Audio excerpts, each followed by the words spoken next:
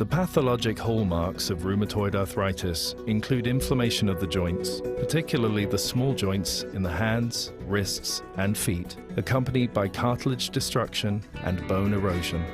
Underlying inflammation leads to many of the characteristic signs and symptoms of RA, such as pain and swelling of the joints. Inflammation results from abnormal propagation and activation of many types of immune cells, resulting in the secretion of cytokines and other mediators that sustain and amplify the inflammatory environment. As a key pro-inflammatory cytokine, TNF-alpha, along with other cytokines, activate immune cells, including macrophages, as well as other cells such as synovial fibroblasts.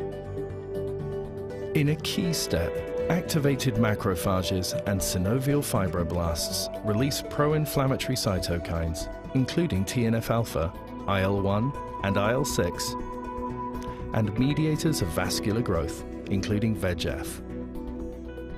VEGF is essential to the process of blood vessel proliferation, or angiogenesis, which facilitates an influx of activated cells.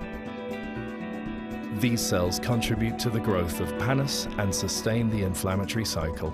The growing, vascularized pannus develops villous projections that result in better access to the cartilage and bone, and therefore greater opportunity for the activated cells to release damaging inflammatory mediators and enzymes.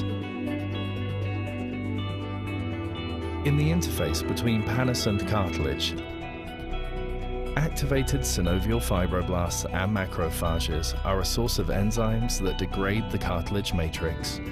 These include MMPs, or matrix metalloproteinases. Thus, activated cells in pannus are key instigators of cartilage destruction. Chondrocytes are the main cellular component of cartilage and normally produce the extracellular matrix. However, in response to stimulation by TNF-alpha, IL-1, and other inflammatory mediators, chondrocytes become activated in the rheumatoid joint. Activated chondrocytes secrete more inflammatory factors and more metalloproteinases, MMPs, which aggravates inflammation and cartilage damage. The cumulative result is irreversible cartilage damage and joint space narrowing.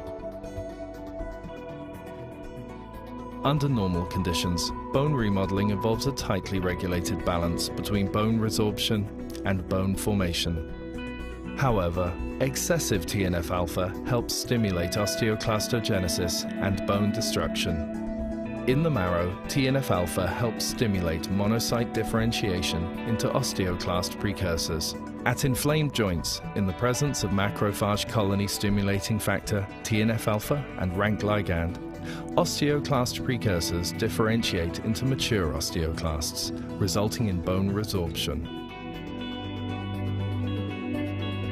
Thus, the direct and indirect effects of the TNF-alpha on osteoclast maturation and activation culminate in focal bone erosions and irreversible joint damage. As we have seen, TNF-alpha plays a key role in the complex pathology of RA. One cytokine, multiple effects.